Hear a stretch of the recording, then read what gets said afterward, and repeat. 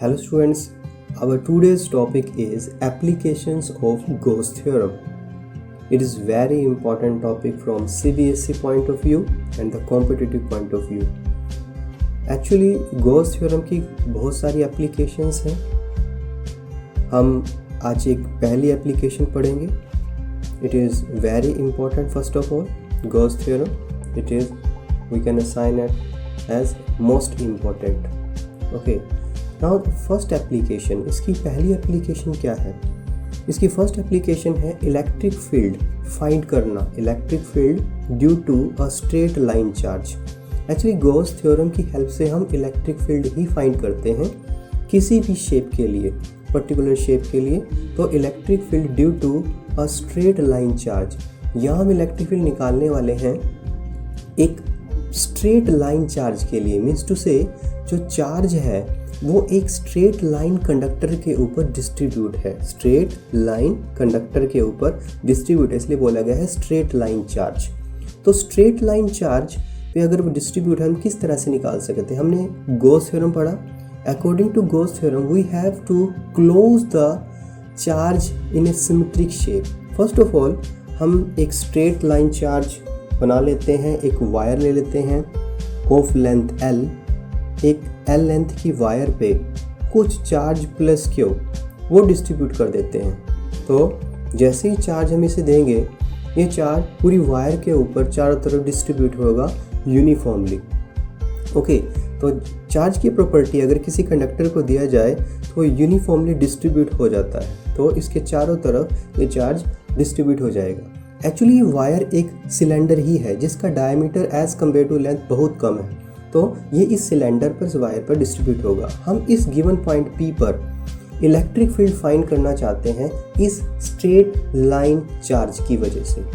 Okay, तो हमें क्या करना पड़ेगा? First of all we have to close it, हमें क्लोज करना पड़ेगा. तो सिलेंडर के चारों तरफ सिमेट्रिक शेप एक सिलेंडर ही हो सकती है. तो हम क्या करते हैं, इस वायर को एक सिलेंडर में क्लोज कर देते हैं. ऐसा सिलेंडर जिसकी रेडियस जो होगी वो उस डिस्टेंस के बराबर है जितने दूरी पर हमें इलेक्ट्रिक फील्ड फाइंड करना है, और इसकी लेंथ L के बराबर होगी जो कि इस जो कंडक्टर जो हमने लिया है इस स्ट्रेट कंडक्टर की लेंथ के बराबर होगी. ओके, एंड दिस सरफेस जो हमने अभी ये बना दिया सिलेंडर, इसे बोलेंगे Gaussian surface. It is a Gaussian surface. Student, Gaussian surface की जो शेप है वो जो कंडक्टर हम ले रहे हैं उसके सिमेट्रिक होना चाहिए. हाँ, जो डिस्टेंस की बात हो रही है डिस्टेंस उतना होना चाहिए, मतलब इसके जो हम सिलेंडर की जो भी रेडियस बना रहे हैं उस डिस्टेंस के बराबर होने चाहिए जहाँ पर पॉइंट है.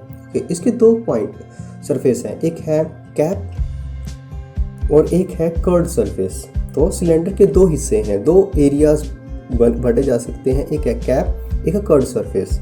तो हम क्या करते हैं, P पॉइंट को यहाँ डिनोट कर देते हैं, और जो ये P पॉइंट है वो स्ट्रेट लाइन वायर से 4 से R डिस्टेंस पर है, स्मॉल r, ये हम कंसीडर कर लेते हैं जो कि सिलेंडर की रेडियस भी है. ओके, नाउ सरफेस की बात करते हैं कि कहाँ से इलेक्ट्रिक फील्ड निकाला जा सकता है. अगर कैप्स में एक एरिया कंसीडर कर लूँ तो मैं इसके ऊपर n कैप कैसे लगा सकता हूँ? Perpendicular to that surface. तो परपेंडिकुलर टू दैट सरफेस इसी से ही, क्योंकि हमने एरिया वेक्टर की बात की थी, तो इसे एरिया वेक्टर बनाने के लिए n कैप इसके परपेंडिकुलर लगा देते हैं ds के. This is the direction of n cap. इसी तरह अगर मैं दूसरी तरफ कहूँ, यहाँ पर भी एक एरिया वेक्टर कंसीडर किया जा सकता है. एरिया कंसीडर करो, इसके ऊपर n कैप, क्योंकि इस साइड भी परपेंडिकुलर होना चाहिए n cap, this one it is perpendicular, तो यहाँ पर भी एक n कैप परपेंडिकुलर डायरेक्शन में बनाया जा सकता है. That is the n cap. Now बात करते हैं कर्व्ड सरफेस की.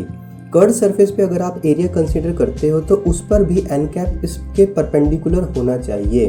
तो हम अगर इसमें डायग्राम में शो करें तो इस तरह से परपेंडिकुलर n कैप होना चाहिए. हम P पॉइंट पर एरिया कंसीडर कर लेते हैं, हम एरिया वहाँ कंसीडर कर ले जहाँ हमें P पॉइंट माना हुआ है. ओके, नाउ इस पे n कैप की जो डायरेक्शन होगी वो भी परपेंडिकुलर होगी आउटवर्ड. अगर मैं पूरे सिलेंडर पर कहीं पर भी ये पॉइंट लेता और कहीं पर भी एरिया ले लेता, वहाँ सब जगह जो n कैप है वो परपेंडिकुलर ही होता, परपेंडिकुलर सरफेस. इलेक्ट्रिक फील्ड की बात करें, इलेक्ट्रिक फील्ड इस तरह से बाहर की तरफ जाना चाहिए along the radius of the cylinder. And point पे देखें तो अलोंग द रेडियस वो आउटवर्ड जाएगा इस तरह से, that is the electric field. Okay, इस साइड भी बनाएं तो ये भी रेडियली आउटवर्ड होना चाहिए, इस तरह से बाहर की तरफ जाएगा, that is electric field. Okay, अगर मैं मिडिल में बात करूँ पी पॉइंट से, तो यहाँ पर भी रेडियली आउटवर्ड होगा इस तरह से, that is the electric field. अब अगर मैं एन कैप और इलेक्ट्रिक फील्ड के बीच के एंगल की बात करूं, तो कैप्स पे अगर आपको एंगल नज़र आ रहा है, दोनों एक दूसरे के परपेंडिकुलर है, तो इलेक्ट्रिक फील्ड और एन कैप में 90 डिग्री का एंगल है। आप कह सकते हो कि जो इलेक्ट्रिक फील्ड है वो परपेंडिकुलर है एन कैप के, और इस साइड भी दोनों में एंगल 90 डिग्री है, तो ई वेक्टर एन कैप के परपेंडिकुलर है। बट यहाँ पर दोनों अलोंग है, डेट इज पैरेलल है, तो यह एंगल 0 डिग्री है। ओके स्टूडेंट्स, तो हमने ये एक स्ट्रक्चर तैयार कर लिया। अब हमें सिर्फ फाइंड करना है electric field using Gauss theorem. Let consider कर लेते हैं P is the given point. P वो गिवन पॉइंट है जहां पर इलेक्ट्रिक फील्ड निकालना है। P is the given point at a distance small r। आपने कितना डिस्टेंस कंसीडर किया हुआ है? आपने डिस्टेंस कंसीडर किया हुआ है small r, at a distance small r from straight line charge, from straight line charge, straight line charge. तो इस स्ट्रेट लाइन चार्ज से जो पॉइंट है वो r डिस्टेंस पर है, ये हमने कंसीडर कर लिया। नाउ अब हमने क्या किया? हमने एक सिलेंडर कंस्ट्रक्ट किया। नाउ कंस्ट्रक्ट अ सिलेंडर, एक सिलेंडर कंस्ट्रक्ट किया और इसकी रेडियस कितनी ली? r के बराबर। Cylinder of radius small r के बराबर। ओके स्टूडेंट्स, जितना डिस्टेंस रहेगा p पॉइंट का, and length L, and length L, cylinder की वही लेंथ है जो कि वायर की है। हम यहाँ पर शो भी कर देते हैं कि ये जो सिलेंडर की लेंथ है और वायर की लेंथ है वो इक्वल है, क्योंकि हमने उसके चारों तरफ ही गॉसियन सरफेस एक सिलेंडर बनाया है, that is the length L। इसे हम गॉसियन सरफेस लिख सकते हैं। जो सिलेंडर हमने कंस्ट्रक्ट किया, this is a Gaussian surface, this is a Gaussian surface. Okay students, now अब हम पहले कैप्स के लिए सॉल्व करते हैं, फिर कर्व सरफेस के लिए। नाउ अगर हम इलेक्ट्रिक फील्ड को, एक्चुअली हम इलेक्ट्रिक फील्ड निकालना चाहते हैं, देखते हैं कि वो कहाँ से निकल सकता है। क्या वो कैप्स से इलेक्ट्रिक फील्ड निकल सकता है? 4 caps of cylinder, 4 caps of cylinder. और आपने देखा कैप्स के लिए जो इलेक्ट्रिक फील्ड है वो परपेंडिकुलर है एन कैप के, तो दोनों में एंगल कितना है? 90 डिग्री का, दोनों ही कैप्स पे। तो electric field is perpendicular to n cap, therefore आप कह सकते हो theta is 90 degree. As per Gauss theorem जो फ्लक्स होता है वो होता है E डॉट ds इंटीग्रेशन, अगर इस डॉट प्रोडक्ट को ओपन किया जाए तो E ds cos theta, E ds cos theta, और थीटा मेरे पास कितना है? 90 डिग्री, और cos 90 होता है 0। इट मीन्स कोई फ्लक्स नहीं निकल रहा है कैप्स में से, मतलब यहाँ कोई इलेक्ट्रिक फील्ड एग्जिस्ट ही नहीं कर रहा। सो हम कह सकते हैं there is no contribution of caps to electric flux. Electric flux के कंट्रीब्यूट नहीं है, मतलब वहाँ इलेक्ट्रिक फील्ड भी नहीं है। There is no contribution of caps to electric flux. Okay students, तो हम लिख सकते हैं कि कैप्स में से कोई इलेक्ट्रिक फ्लक्स नहीं निकल रहा, मतलब यहाँ कोई इलेक्ट्रिक फील्ड अवेलेबल नहीं है जो बाहर की तरफ निकल रहा हो सिलेंडर में से। There is no contribution of caps to electric flux. Caps में से कोई भी इलेक्ट्रिक फ्लक्स नहीं निकल रहा है, मतलब कोई इलेक्ट्रिक फील्ड नहीं है। तो इलेक्ट्रिक फील्ड कहाँ से निकल रहा है? वो कर्व्ड सरफेस में निकल रहा है, पूरे हर जगह से निकल रहा है।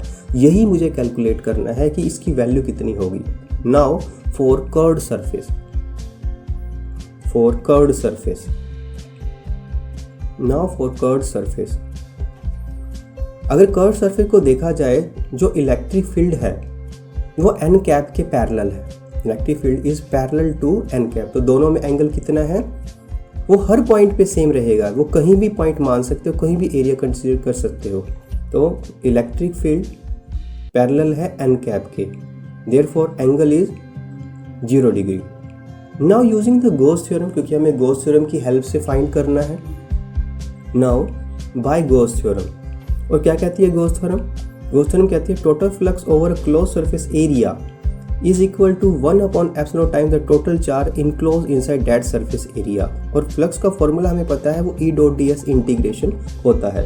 नाउ अगर इसे ओपन किया जाए, ई डॉट हटा के कोस थीटा आ जाएगा और थीटा मेरे पास 0 डिग्री है। Integration which is equal to क्या upon epsilon naught. Okay students, now cos 0 degree 1 होता है और इलेक्ट्रिक फील्ड गॉसियन सरफेस पे इक्वल वैल्यू रखता है, तो ई इंटीग्रेशन डी एस क्या upon epsilon. This is the equation number first.